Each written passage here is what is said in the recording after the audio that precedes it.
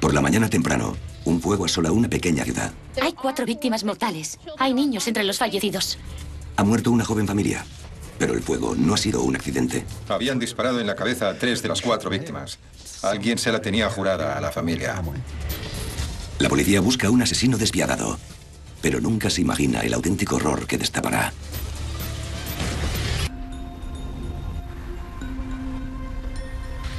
Vinton, Virginia, una típica ciudad americana enclavada en las montañas Blue Ridge. Para sus 8.000 habitantes, la violencia es algo que solo se ve en las películas o en las noticias de las grandes ciudades. Es esa clase de sitio donde todos se conocen. Están atentos por si les necesitan y saben lo que pasa en casa del vecino. La ilusión de seguridad se rompe para siempre en agosto de 1994. A primera hora de la mañana, un habitante de Vinton descubre que la casa de un vecino está en llamas. Reza porque la joven familia que vive allí no esté dentro. ¿Hay alguien ahí? A los pocos minutos llega la ayuda y los bomberos voluntarios entran con dificultad en el edificio. El fuego era intenso y el humo era negro y tan espeso que incluso tiznó las paredes. Cuando el humo se disipa, se produce un descubrimiento nefasto. Los restos de un cadáver adulto en el sofá del salón, irreconocible por la combustión.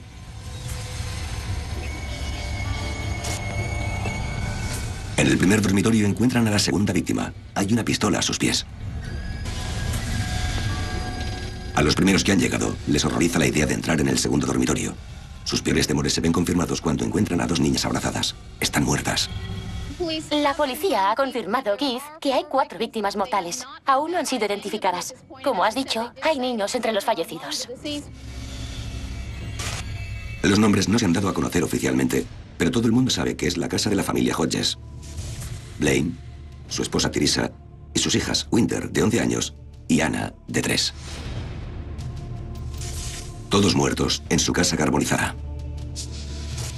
Lo normal era suponer que se trataba de una terrible tragedia, pero nada más. Que de un modo u otro durante la noche, la casa se había incendiado y la familia había muerto en el incendio.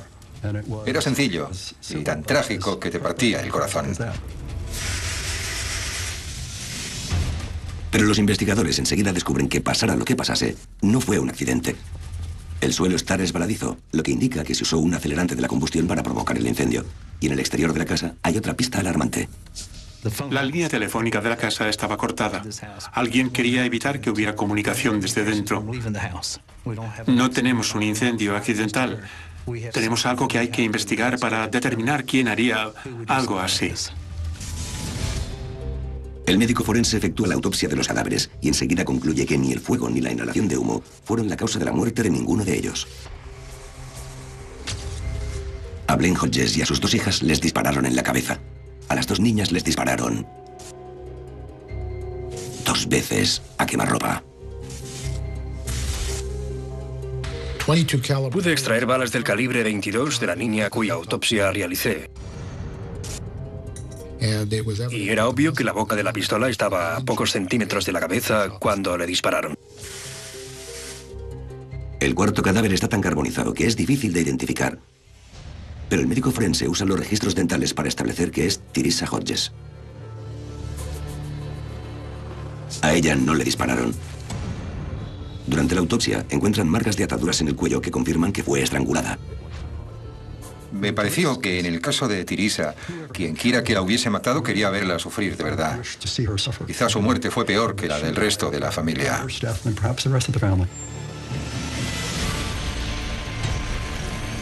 Después de matar a las niñas en el piso de arriba, el asesino volvió abajo y roció a Teresa con un acelerante, esperando que un fuego abrasador destruyera todas las pruebas de la terrible matanza.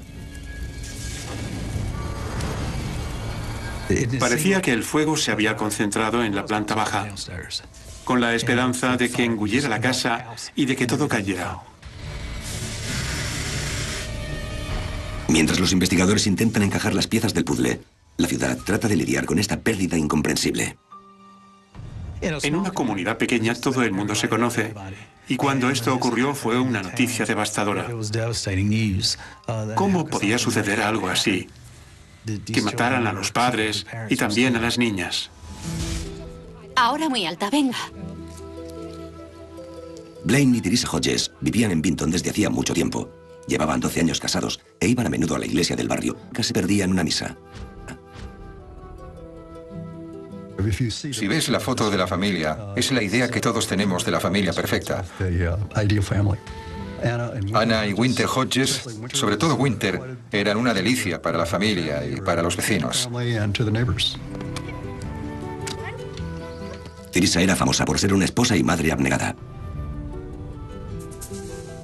Blaine era un padre y amigo digno de confianza, siempre dispuesto a ayudar cuando fuera necesario. Blaine trabajaba en la oficina de correos. Todos le conocían como el tipo del mostrador al que le compraban los sellos. La gente pensaba que formaban una familia genial.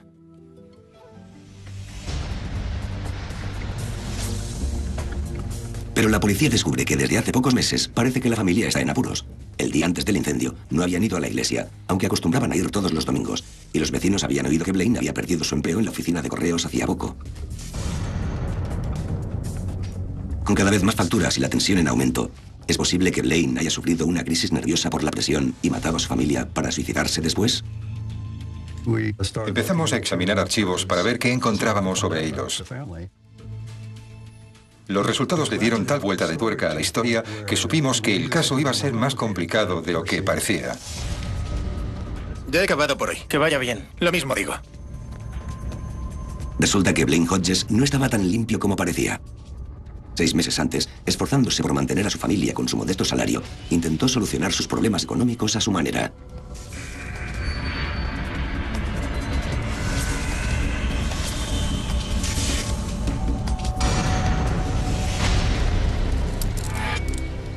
Blaine había malversado dinero de la oficina de correos y alguien lo denunció a la policía. Después de ser juzgado y condenado por robo, Blaine presentó una apelación y esperó que la suerte le acompañara. Pero estaba escrito que no iba a ser así.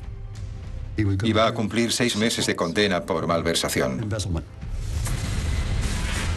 Blaine debía ingresar en la cárcel esa semana. Con su reputación por tierra, la economía familiar descompuesta y a falta de días para ingresar en prisión, quizá Blaine se imaginó que era mejor desaparecer para siempre que ir a la cárcel. La pistola que hallaron a sus pies indica que se trata de un trágico caso de asesinato y suicidio. Pero la policía descubrirá que una historia mucho más siniestra se oculta bajo la superficie. En las cenizas de un fuego devastador, hallan muerta a la familia Hodges. Y ahora los investigadores creen que podría tratarse de un asesinato y suicidio. El principal sospechoso es el padre, Blaine Hodges. Después de que las presiones económicas le empujaran a robar y pocos días antes de que mataran a la familia, el empleado de correos fue condenado por robo, por lo que debía entrar en la cárcel. ¿Acaso la vergüenza y la desesperación le llevaron al asesinato? Una llamada del médico forense echa por tierra esta teoría y plantea nuevas y extrañas preguntas sobre la masacre de los Hodges. El cuerpo de Blaine mostraba un grado de descomposición mayor que los demás cuerpos.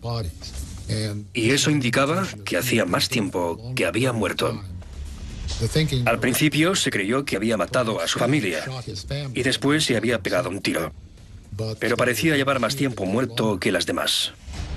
Los de balística también revelan que habría sido imposible que la pistola cayera donde la encontraron si Blaine se hubiera matado de un disparo.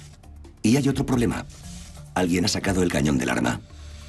El hecho de que la pistola que había junto al cadáver no tuviera cañón y que sin embargo la bala tuviera marcas estriadas indicaba que otra persona la había puesto allí. Esta nueva prueba elimina a Blaine Hodges de la lista de sospechosos. Pero el cañón desaparecido hace que al equipo forense le sea imposible confirmar que la pistola es la verdadera arma homicida. Ahora la policía busca a un asesino frío y metódico, lo bastante listo como para intentar cargarle la culpa a Blaine. Incluso podría ser un asesino a sueldo profesional. Cuando te das cuenta de que habían disparado en la cabeza a 3 de las 4 víctimas, desde luego suena a un ajuste de cuentas entre bandas. Alguien se la tenía jurada a la familia. Y para su sorpresa, los investigadores hallan una relación con el crimen de la gran ciudad justo en la familia de Teresa. Su hermanastro más joven tiene una larga lista de antecedentes penales. El hermano de Teresa tuvo conexiones indirectas con el tráfico de drogas y estaba cumpliendo condena por muchos delitos graves. Ahí había una sospecha. También jugaba en ambos lados de la ley. Trabajaba a tiempo completo como informador del Departamento para la Lucha contra la Droga como soplón de sus conexiones con el narcotráfico. La policía especula que los asesinatos podrían haber sido actos de venganza de alguien al que el hermano traicionó. Pero esta teoría acaba finalmente en nada.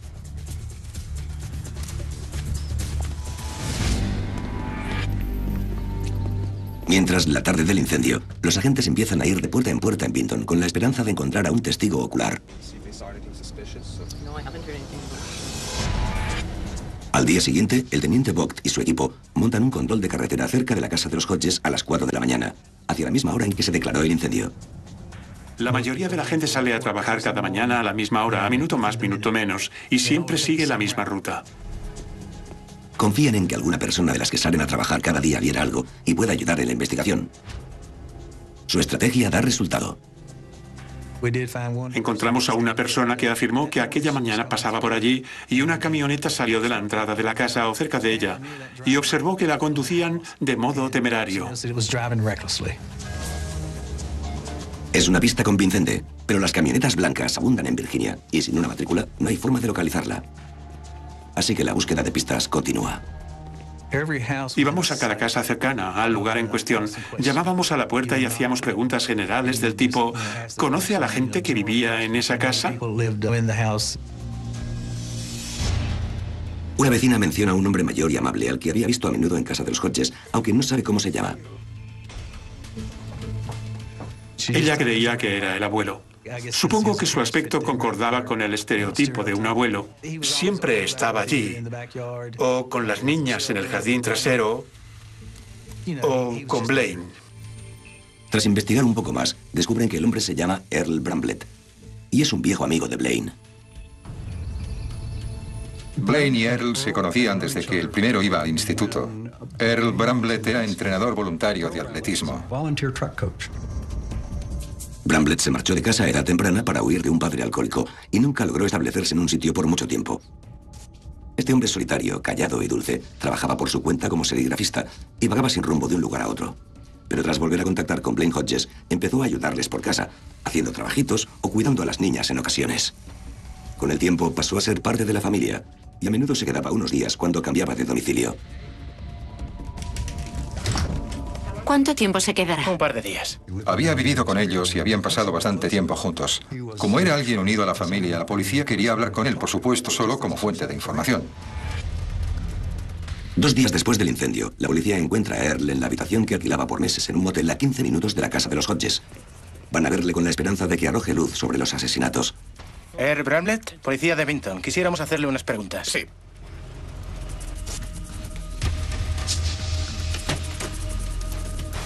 Estamos haciendo una investigación rutinaria sobre el reciente incendio en casa de los Hodges. Fue un accidente horrible. Para su sorpresa, Bramblett se viene abajo en el acto. Su reacción fue de gran dolor y apenado empezó a llorar. Earl explica a los agentes que ha tenido la tentación de suicidarse por las muertes de los Hodges, pero intenta seguir respondiendo a las preguntas. Sin embargo, al preguntarle cuándo fue la última vez que vio a Blaine Hodges con vida, explota de repente con una declaración asombrosa. Adelante. Acúsenme de asesinato. Nos sorprendió. Pensamos, ¿a qué viene esto? ¿Es el grito de dolor de un ser querido y desconsolado? ¿O es la confesión de un asesino despiadado? Mientras investigan el cuádruple homicidio de Blaine Hodges, su mujer Teresa y sus hijas Anna y Winter, los agentes se encuentran con un amigo íntimo de la familia llamado Earl Bramblett, que acaba de tener un arrebato emocional desconcertante. Adelante. Acúsenme de asesinato. Esa palabra, asesinato, llama la atención de los agentes de inmediato. Nadie salvo la policía sabe que los Hodges han sido víctimas de un crimen. Earl solo había sido informado de que la familia había fallecido en el incendio. ¿Por qué iba a hacer una declaración así? ¿Por qué iba a incluir esa palabra sin tener información de la policía sobre lo que había ocurrido realmente? Por otra parte, no es sorprendente que un solitario como él esté deshecho de dolor. Con el tiempo, se había convertido en parte de la familia Hodges. Había visto crecer a las niñas mientras ayudaba a Blaine y a Teresa por la casa cuando no trabajaba de serigrafista. Hola. ¿Qué tal? Me alegro de verte. Este hombre dulce, que antes era un solitario, pasaba tanto tiempo con los Hodges que no es extraño que fuera una de las últimas personas que los vio con vida. El fin de semana en que se declaró el incendio en casa de los Hodges, Earl Bramblett llevó a Teresa y a las niñas al Parque Nacional de Blue Ridge, donde un guarda forestal les vio y se fijó en el grupo, que estaba disfrutando inocentemente de aquel día de finales de verano. Que tengan un buen día. Gracias. Parece imposible que este viejo amigo sea ahora sospechoso de masacrar a la familia que tanto quería. Pero la policía sabe que debe considerar todas las posibilidades. Tras el arrebato inicial de Earl, la policía le cita para interrogarle en comisaría. Pero no se presenta. Dada su intensa pena, a los investigadores les preocupa que pretenda suicidarse. O quizás sabe más de lo que da a entender. No obstante, en vez de vigilar al sospechoso directamente, se les ocurre una manera astuta de descubrir si hay algo que no les ha contado. Los hermanos de Blaine Hodges estaban ansiosos por obtener información y por supuesto querían que el asesino fuera capturado. Uno de ellos abordó a Bramblett para ver qué le podía sonsacar. Y la policía le había instalado un micrófono para grabar la conversación. Yo no he hecho nada. ¿Por qué no se lo dices? Soy inocente. Mis abogados dijeron que no debo hablar con la policía. Según los hermanos, Earl afirma que no sabe nada sobre los asesinatos ni sobre quién querría hacerle daño a la familia Hodges. Pero al salir, algo extraño les llama la atención. Encontraron algunas balas junto al sofá del salón. Eran del calibre 22. Son balas del mismo calibre que las que se usaron en los asesinatos, suficiente como para que la policía obtenga una orden de registro. Sacaron a Earl de la habitación del motel. Estuvo en mi coche mientras se realizaba el registro. Se quedó ahí sentado, mirando la puerta. Me preguntó qué buscaban, qué hacían, y yo le contesté que no lo sabía. Dentro todo parece normal. Los investigadores encuentran unas cuantas fotos de Bramblett con la familia Hodges que se han tomado a lo largo de los años, lo que confirma lo unidos que estaban, pero no hay ninguna pistola humeante. Su camioneta blanca coincide con la descripción que dio la testigo en el control de carretera. Y están esas balas del calibre 22 en el suelo. Sin embargo, aunque todo resulta muy sospechoso, solo son pruebas circunstanciales y no bastan para arrestarle. Simplemente poseía un calibre determinado. Y hay mucha gente que tiene munición de ese calibre en concreto. La policía se incauta de las balas, pero es poco probable que puedan cotejarlas con los fragmentos que se han extraído de los cadáveres. Los investigadores frustrados no pueden hacer nada con Bramblett hasta que descubran más pistas. 5 días después del crimen, ha corrido la voz de que el incendio no fue accidental. Un asesino anda suelto. Se divulgaba la historia casi cada noche en las noticias locales. Fue un suceso devastador y había ocurrido en una ciudad pequeña. Cuesta imaginar algo peor desde el punto de vista de un ciudadano. Asumir que estas personas fueron solo víctimas inocentes. La línea telefónica cortada, orificios de bala en la cabeza, alguien prende fuego a la casa en plena noche o antes del amanecer. Creo que fue una época de mucho miedo. Mientras entierran a la joven familia y con los rumores corriendo por la ciudad, el alcalde de Vinton y el jefe de policía ofrecen una rueda de prensa. Creo que los ciudadanos de Vinton no tienen por qué estar preocupados por su seguridad en estos momentos. El jefe de policía dice a los medios que los asesinatos fueron un crimen premeditado, no un encuentro fortuito con un loco. Durante 5 días más, la investigación continúa en vano, sin ningún dato nuevo. Entonces, una llamada inesperada llega de la oficina del sheriff de Shelby, Indiana, a 1000 kilómetros de distancia, donde una mujer llamada Shirley Moore se había presentado en comisaría con una caja grande y una historia increíble. Todo empezó un año antes de los asesinatos.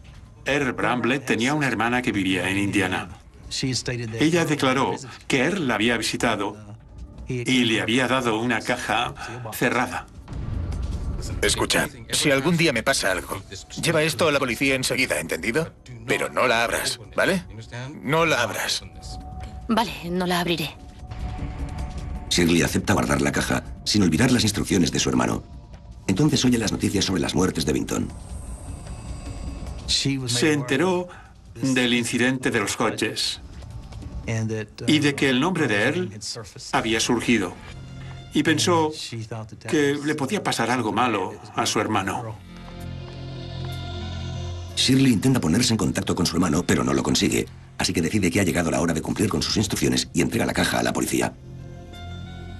Otro investigador y yo volamos a Indiana y nos reunimos con el sheriff de su oficina. Nos llevaron a ver a la hermana de Earl y la interrogamos. Entonces el sheriff nos entregó la caja. Dentro, están a punto de descubrir un cúmulo de horrores que los dejará a todos estupefactos.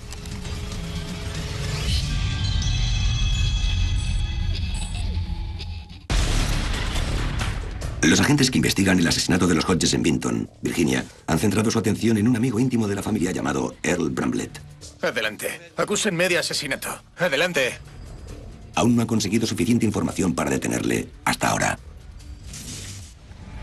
La hermana de Bramblett ha entregado una caja personal que Earl le dejó para que se la guardara. Y la policía está a punto de descubrir lo que él ha intentado mantener en secreto a toda costa. Había varias cintas de cassette. Algunas las había grabado el propio Earl. En ellas se oía su voz. En la caja hay unas 60 cintas. Algunas son grabaciones secretas de las conversaciones que tenía con la familia Hodges, pero la mayoría contienen los diarios personales en audio de Earl. Una de las extravagancias de Earl Bramblett era que le gustaba grabar sus cavilaciones. Hacía grabaciones de sus pensamientos que duraban horas. Las cintas revelan que, a pesar de las apariencias, hacía un tiempo que la relación entre Earl y Blaine estaba tensa. Empiezo a darme cuenta del traidor, rastrero hijo de... que tengo por amigo. Está intentando tenderme una trampa. En las cintas, Earl afirma que la familia Hodges trabaja con la policía para incriminarle, con la esperanza de borrar los cargos por malversación de Blaine. Dice que los Hodges le están espiando y le tientan sexualmente para que meta la pata. Pero el detalle más paranoico y perturbador es que la supuesta seductora es Winter, la niña de 11 años. Earl Bramblett estaba dando vueltas en la camioneta o hablando por teléfono, o en algunos casos casi interrogando a las niñas, sobre todo a Winter Hodges. Tenía a Winter en una cinta en la que él le hablaba de sus fantasías. Y estaba claro que aquella no era la clase de conversación que un hombre de 50 años debería tener con una niña. Earl dice en la grabación: hace cosas que son tan maduras, tan eróticas, que te dejarían patidifuso. La manera en que se come un polo, metiéndolo y sacándolo de la boca. Cuando nadie nos ve, me mira a los ojos y abre un poco las piernas. Este es Earl Bramblett mencionando lo que él dice que hace una niña de 11 años. No sé cómo puedes abrir tanto las piernas. ¿Cómo lo haces? ¿Qué? ¿Cómo consigues separar tanto las piernas? ¿Nunca te han visto sin la camisa puesta? Dios mío, ¿qué te crees que soy? O sea, yo te veo siempre así, porque das volteretas y la camisa se te baja, claro. Pues no deberías fijarte tanto, Earl. Bueno, siempre me pides que mire, y la verdad, es difícil no hacerlo. Pues aún así, no mires. Donde los demás veríamos solo a una niña inocente, él empieza a ver de repente algo que podría ser seductor. Y muy a menudo los pedófilos dicen eso, que ella le sedujo, porque él había creado un contexto erotizado para ella. La veía como una tentadora sexual. Cuando oí y leí las transcripciones por primera vez, me quedó claro. Por fin tenía el presentimiento de que había un móvil, de que aunque fuera asqueroso e infame, era tan sencillo como que Earl Bramblett era un pederasta o un pedófilo. Y tenía un interés antinatural en esa niña de 11 años. En la caja también hay montones de fotos, casi todas ellas de Winter. Le dio la caja a su hermana porque se trataba de una de sus posesiones más valiosas. Era obvio que hacía estas grabaciones, que grababa estas evocaciones para usarlas después para excitarse, y era incapaz de destruirlas.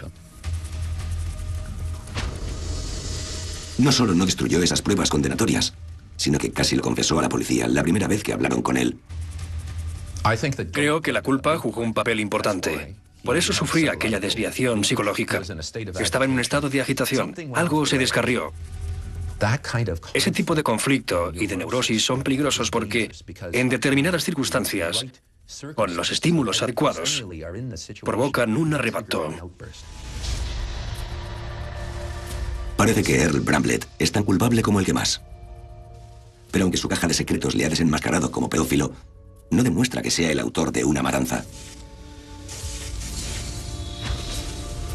Ahora los investigadores tienen que encontrar pruebas concretas que demuestren que su oscura obsesión le empujó a matar al objeto de su deseo y a toda su familia. Tras volver a Vinton, los agentes interrogan a los colegas de Bramblett en la tienda de serigrafía. Uno de ellos le dice a la policía que llegó al trabajo hacia las 5 de la mañana el día de los asesinatos. El local está a unos 20 minutos en coche desde la casa de los Hodges y el primer parte del incendio se dio cerca de las 4:50, así que las horas coinciden. El colega también le cuenta a la policía que vio a Earl trasteando con un cubo en un rincón de la tienda. Encontraron unos vaqueros en el lugar de trabajo de Earl. Estaban en un recipiente con un producto químico con el que habían sido lavados. Mientras envían los vaqueros al laboratorio forense para analizarlos, los investigadores descubren una mina de oro en el contenedor de detrás de la tienda. Montones de dibujos y memorias de fantasías asesinas que Bramblett ha tirado. Cuando llegan los resultados de los vaqueros de Bramblett, la sustancia que han encontrado en el tejido empapado proporciona la prueba más contundente hasta el momento. Los vaqueros tenían queroseno u otro acelerante. Los había metido en un cubo con un detergente que, sin él saberlo, había fijado el material inflamable. Así que quizá él creía que los estaba poniendo en una lavadora, pero estaba haciendo exactamente lo contrario. La sustancia es del mismo tipo de acelerante con base de petróleo que se usó para provocar el incendio en la escena del crimen. Con los dibujos, los vaqueros y las cintas, los investigadores creen que tienen suficiente para una orden de arresto. Pero para su consternación, el fiscal del distrito considera que las pruebas son demasiado circunstanciales. El único modo de asegurarse un arresto es situar a Earl Bramblett en la escena del crimen a la hora del incendio o vincularle de algún modo con pruebas materiales de los cadáveres. Con la esperanza de encontrar pistas en su pasado que les puedan servir de ayuda, los agentes examinan su historia personal y descubren que esta no es la primera vez que es sospechoso de asesinato. 20 años antes tenía un negocio de serigrafía en Roanoke, Virginia, en el que trabajaban mujeres jóvenes y atractivas. Parecía haber indicios de cierta predilección por chicas jóvenes, a las que contrataba para que trabajasen en la tienda de serigrafía, y se rumoreaba que había mantenido relaciones con algunas de ellas. Algunas chicas se quejaban de que Bramblett las tocaba y de que las acariciaba por debajo de la falda. También le habían acusado de abusar de una niña de 10 años, pero le absolvieron del crimen. Entonces, en 1977, dos chicas de 14 años de la ciudad, Tammy Akers y Angela Raider, desaparecieron. Tammy y Angela eran unas chicas rebeldes y alocadas que hacían cosas como robar coches, irse de juerga toda la noche o escaparse de casa. Él entabló una relación con ellas. En aquel entonces, Bramblett fue sospechoso de su desaparición. Quizá Bramblett realmente las secuestró y les hizo algo horrible. Nunca se encontraron los cuerpos de las chicas. Y aunque las sospechas giraban en torno a Earl Bramblett, nunca se presentó una acusación formal contra él. Entonces, una noche, parece que la culpa pudo más que él. Estaba en una fiesta y había bebido demasiado, y empezaron a hablar sobre esas chicas. Él se vino abajo y empezó a llorar y a decir: ojalá no le hubiera hecho daño a Tammy. ¿Significaba eso que deseaban no haber tenido relaciones sexuales con ella? ¿O que en realidad era el responsable de su secuestro? Aquello nunca se aclaró. ¿Había matado Bramblett a aquellas chicas para ocultar su enfermiza obsesión? 20 años después, ¿hizo lo mismo aniquilando a la familia Hodges?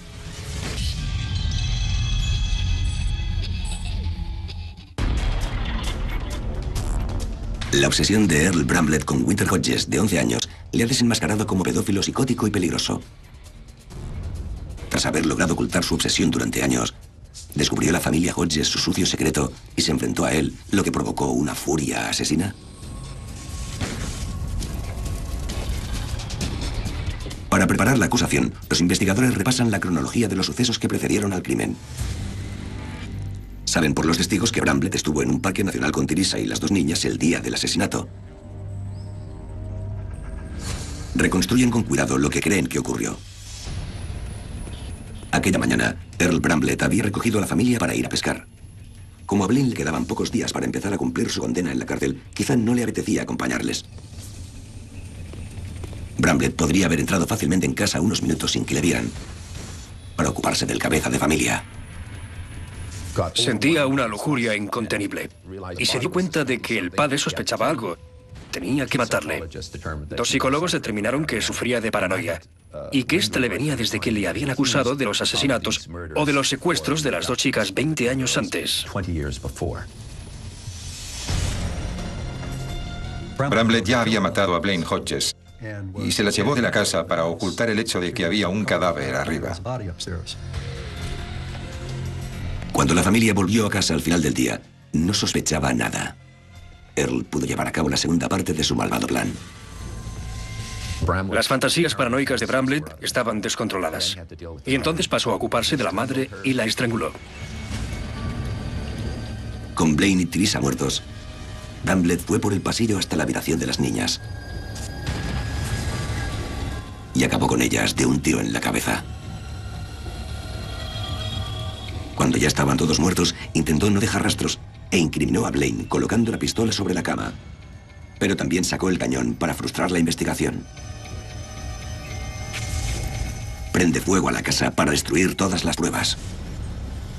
20 minutos después, Earl se presenta en el trabajo. Se deshace de los vaqueros, metiéndolos en un cubo lleno de detergente y tira sus notas y dibujos al contenedor. Las piezas del puzzle empiezan a encajar, pero el fiscal del distrito sigue sin creer que la acusación sea lo bastante sólida, así que no pueden poner a Bramblett en prisión preventiva.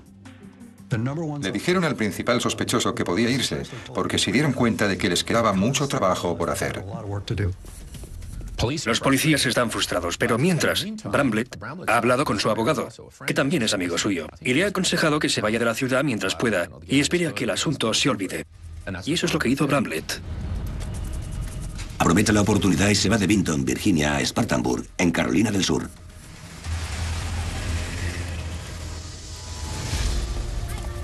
Allí empieza una nueva vida en otra ciudad, con la idea de olvidarlo todo. Durante 2 años la policía vigila sus movimientos, mientras sigue trabajando en el caso. Esperan que refrene sus ansias enfermizas el tiempo suficiente para poder llevarle a juicio antes de que ocurra nada más. Tienen que vincular de algún modo a Bramblett directamente con los disparos que mataron a los Hodges. Así que los investigadores envían las balas del calibre 22 que encontraron en la furgoneta y los fragmentos de balas que se extrajeron en las autopsias al laboratorio forense del FBI. Tardan meses en llevar a cabo el análisis metalúrgico. Pero cuando llegan los resultados, por fin tienen la oportunidad que estaban esperando. Un análisis molecular de las balas demuestra que todas procedían del mismo lote de fabricación. Que las balas se pudieran comparar y que hubiera tal similitud entre los componentes de la fábrica donde las habían hecho, suponía una prueba muy importante. Tras años de frustración, saben que tienen pruebas de que Earl Bramblett compró las balas que se usaron para matar a Blaine y a sus hijos. Y por fin, el fiscal del distrito da el visto bueno a la detención. El jefe de policía y varios agentes del FBI fueron a Spartanburg, Carolina del Sur. La policía llama a la tienda de serigrafía donde Earl trabaja. Sí.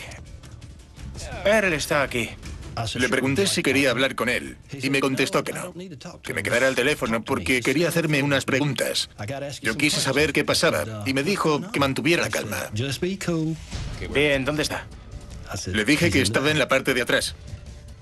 Vi que Earl se giraba y era evidente que sabía que estaba hablando de él. Entonces el agente me preguntó ¿Está armado?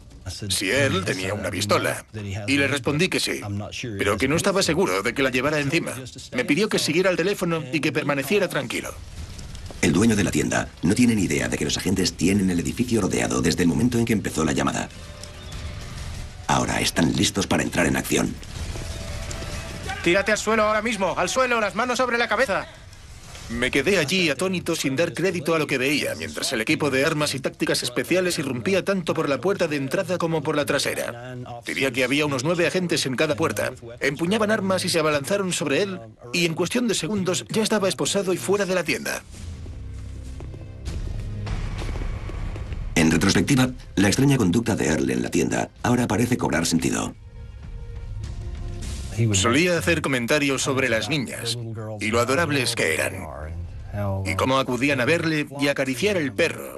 Y que entonces querían hablar con él, por supuesto. Y diría que todo aquello le producía una gran satisfacción. No parecía muy normal que un hombre de esa edad quisiera hacerse amigo de esa forma de niñas desconocidas del barrio. En octubre de 1997, Earl Bramblett por fin comparece ante los tribunales para responder por los asesinatos de la familia Hodges. El jurado solo tarda 1 hora en decidir su culpabilidad y su destino. El jurado del juicio a Earl Bramblett acaba de condenarlo a muerte por inyección letal. Mi conclusión, tras estudiar este fenómeno durante mucho tiempo, es que los pedófilos nacen así. Da la casualidad de que les atraen los niños más que las personas adultas. La gente así no cambia. Solo se les puede controlar. Tienen que recordarse a sí mismos lo que son y tienen que evitar el peligro.